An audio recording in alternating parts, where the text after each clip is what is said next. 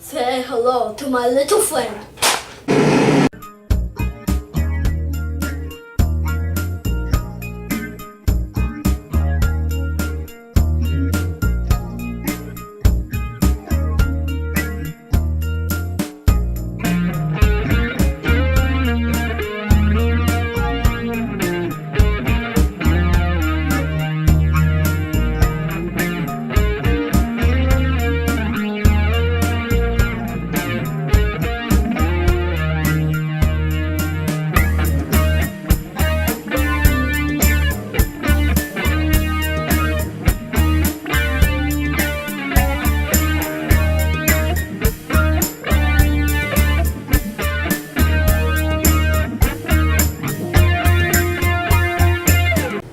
Welcome to Cinephiles, the long-awaited episode 4. This time we're going to do I Am Number 4, Sucker Punch, and Horrible Bosses. Without any further ado, let's go ahead and jump right into the movies. There were 9 of us. We're being hunted down. The first 3 are dead. If they kill you, we are all gonna die. I am number 4. First up, I Am Number 4, which is this week's fan suggestion. I Am Number 4. The synopsis was aliens and guardians are hiding on Earth from intergalactic bounty hunters. They can only be killed in numerical order, and number 4 is next on the list. This is his story. Starring Timothy Olyphant, Diana Argon, Alex Fedifer, and directed by DJ Caruso. My thoughts on the film was it wasn't a bad movie. Not necessarily a good one either. It's overall, it was formulaic. Everything basically just fit into a standard plot. Not really anything stood out. A lot of plot holes that I saw. It was okay. You know, a lot of things I wanted to see resolved that they didn't resolve. You know, you're just getting started into this adventure with all these different people with their powers and all that, and then it just kind of stops. And that's the end of the movie, but they're setting us up for a franchise, basically. Right. What'd you think? The title sucks. It didn't pull me in to want to see it. I thought it wasn't bad after watching it. They could have had a better title to pull me in to want to watch it. This was a fan suggestion, so that's why I got watched. Not that that's a bad thing, but I really felt like I didn't realize that it was based on a novel, but I guess I could have guessed that because of the open-endedness, like they're setting us up for a Twilight type thing. It didn't seem as teeny bopper as the Twilight stuff. No, it wasn't. It was, good mix of adult and teen, Yeah, I guess. the action was, I thought the action was great. The girl's motorcycle at the end. Oh yeah. Very nice. You can't really go wrong with anything with Timothy Olyphant in it. The guy was in Deadwood, Rockstar. Excellent actor. If you haven't seen Deadwood, definitely watch the series. There was only 2.5 seasons of it, so if you don't like the word fuck, don't watch it. That's a Deadwood. Deadwood. But I Am Number back to 4. I Am Number 4. Not too many of that in there. It's a decent movie. Good popcorn movie to watch with kids. You know, stuff like that. Not the best movie ever made, but it's good. Not bad. What you're imagining right now, you control this world. Your fight for survival starts right now. I need to escape from here. Begin your journey, and it will set you free.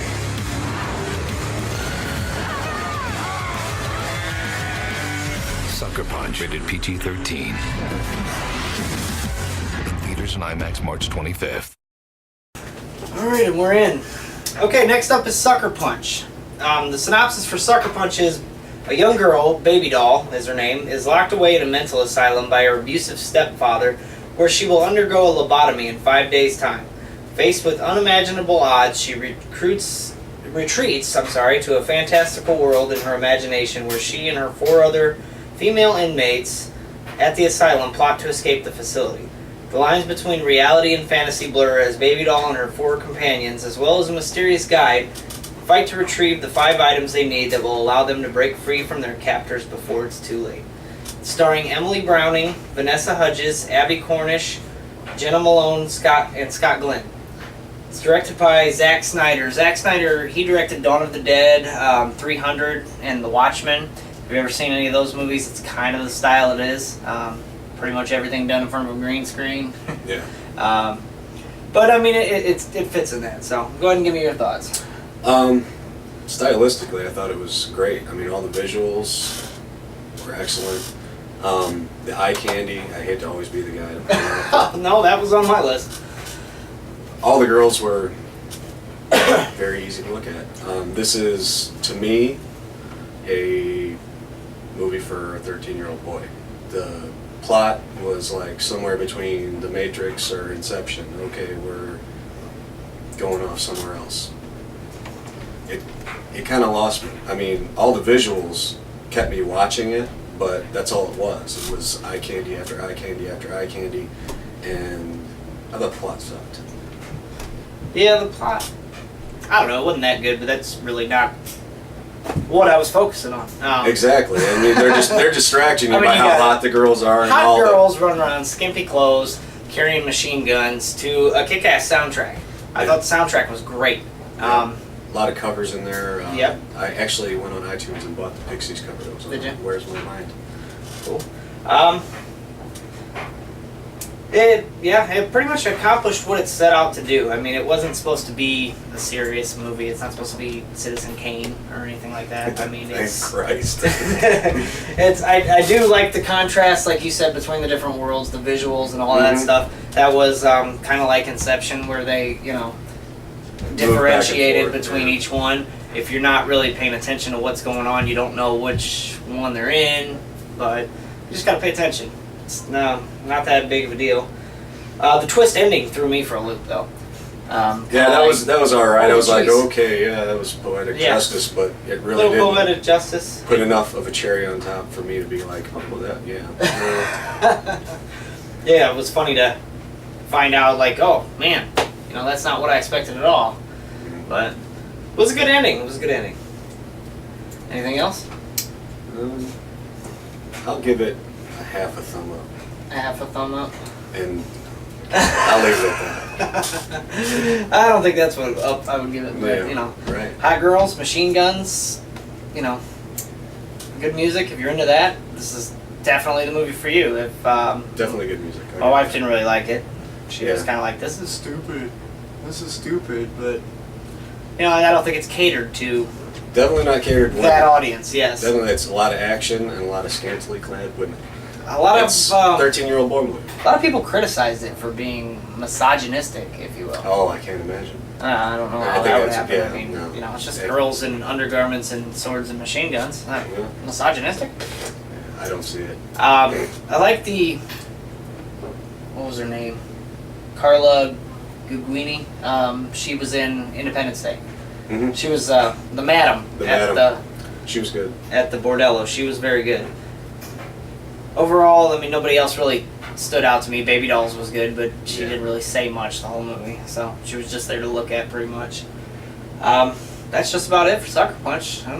Decent movie. Go ahead and watch it if that's if that's your thing. Watch it. If not, I would say steer clear. But it's a good movie. Good movie. I work for the Antichrist. I own you. At least your boss isn't sexually harassing you. I'm not gonna sleep with you. See about that. Why don't you kill your bosses? Word. You're gonna get some intel on Julia? She's incredibly hot. You slept with her? You found a hitman online. Yeah, they use little code words. Your ad said you do wet work. I urinate on other men for money. My ad was in the men seeking men section. We are men looking for a man. Horrible Bosses. Rated R. Starts July 8th. All right, next up is Horrible Bosses. The synopsis for Horrible Bosses is Nick hates his boss, mostly because he's expected to work from before sunrise to after sunset, and his boss, Mr. Harkin, calls him out for being a minute late and blackmails him so he can't quit. Dale also hates his boss, Dr. Julia Harris, because she makes unwelcome sexual advances when he's about to get married, but Dale is on that pesky list of child offenders. I forgot about that. So he can't quit. Kurt actually likes his job and his boss. Well, up until his boss dies, and the boss's crazy son takes over. And they decide to kill their bosses, and that's the rest of the movie, the premise of the movie. It's starring Jason Bateman, Kevin Spacey, Jennifer Aniston, Jason Sudeikis, Colin Farrell, Donald Sutherland was in there, if I'm not mistaken. A lot of people. Jamie Foxx. Jamie Foxx was in that movie too. I'm trying to think of anybody else. Charlie. Charlie. He was the main guy. Charlie from It's Always Sunny in Philadelphia. Oh, okay. Yeah. How could you forget him? No. I wasn't thinking along the lines you were thinking. I thought this was a great movie. It was hilarious. It kind of reminded me of the first Hangover. I mean, how it was something new, nobody had ever seen. I mean, this was a good movie. It was directed by Seth Gordon.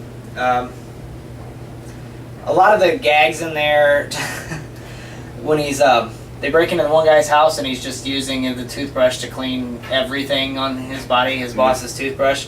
Then they end up picking that up later for DNA evidence. The one guy from Sunny in Philadelphia, I believe, Charlie, gets all hopped up on the coke. Yeah. Actually, they all do, except for who's the one that doesn't? Jason Bateman. Jason Bateman. I thought it was a great movie. It was funny, laugh from the beginning to the end. God, I can't think of the line. I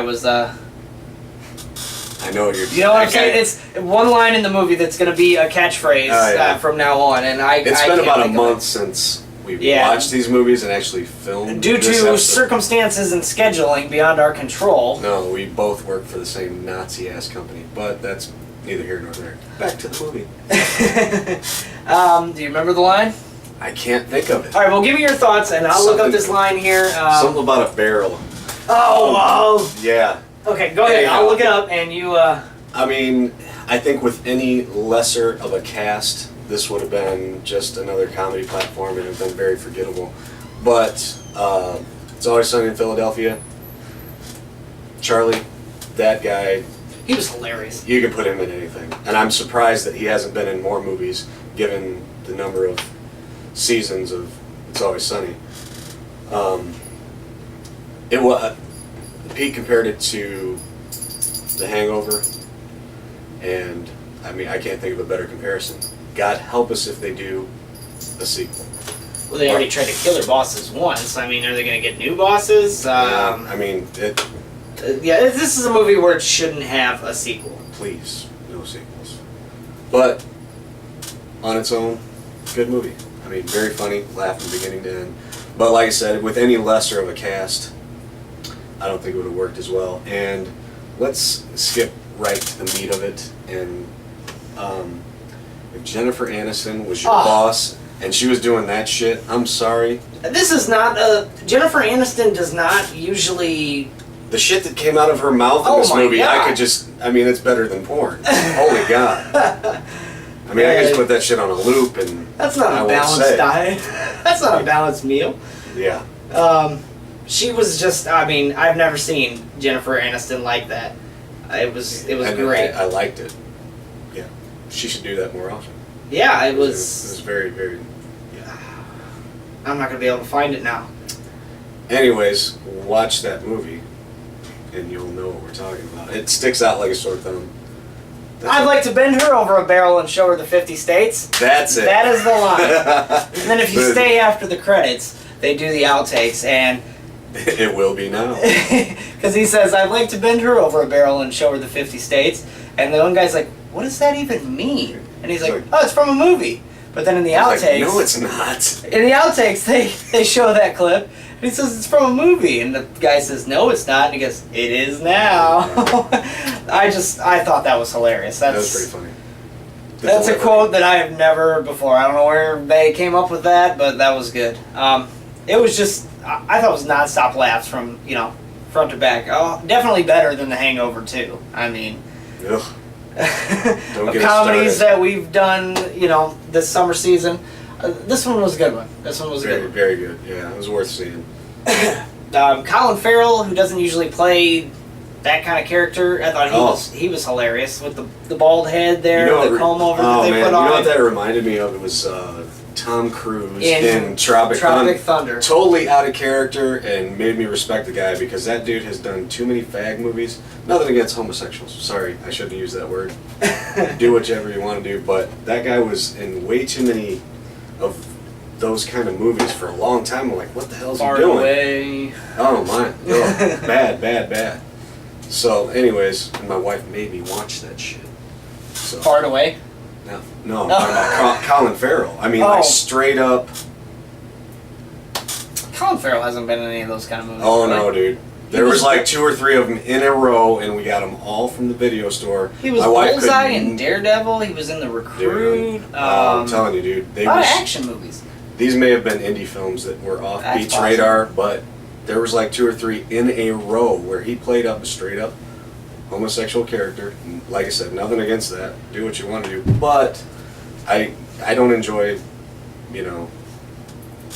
watching dudes. Well, now as an apology to Steve's comment, we will have to do "I Love You, Philip Morris" on our next review. I don't know what that. Okay. Or Feeling Minnesota. There you go. Whatever. Sorry. I don't enjoy that situational type of movie. I don't know what to say. I should have used better terms describing it, but Colin Farrell, getting back to the original point, played an excellent part in this. Yeah, I thought you were referring to Tom Cruise. That's why I went with Far Away. No. No. Tom Cruise is actually gay. But he didn't play any. I mean, I think it'd be too close to home if he did the kind of roles that Colin Farrell did. So we'll go ahead and put that out there and for your own consumption, and you make your own judgment call. Let's reel in that tangent there. Okay. Well, next up is our Stump the Cinephiles question, and this is a good one. In Scarface, the original I know this is like the 3rd Scarface question we've done. Has it? Who did Oliver Stone name the main character Tony Montana after? Well, certain somebody thought she was going to stump us on this one, and I'd like to just go ahead and say he named Tony Montana after his favorite football player, Joe Montana. Joe Montana, which is a hometown hero around here. Quarterback for the 49ers, played for the Chiefs for a year or 2, and also quarterback for Notre Dame. It's called the Comeback Kid. Who'd have thunk it? So Tony Montana was named after Joe Montana. That is our Stump the Cinephiles question this week. Thanks for watching episode 4 of Cinephiles. Next week or month, whatever it may be, we'll try to get it out a little bit faster for you guys. A little faster than the last one. We'll be doing Planet of the Apes for new to theaters. Sling Blade is a fan suggestion, and Paul as new to DVD. So stay tuned. Make sure you also check out our website at www.cinephilesmoviereview.com. Also go to our Facebook page where it's www.facebook.com/cinephilesmoviereview. Hit that like button, show us some love, spread the word as much as you can. The more viewers and more subscribers we get, the better it is for you, the viewer, and the better it is for us. So, see you next time. Stay tuned.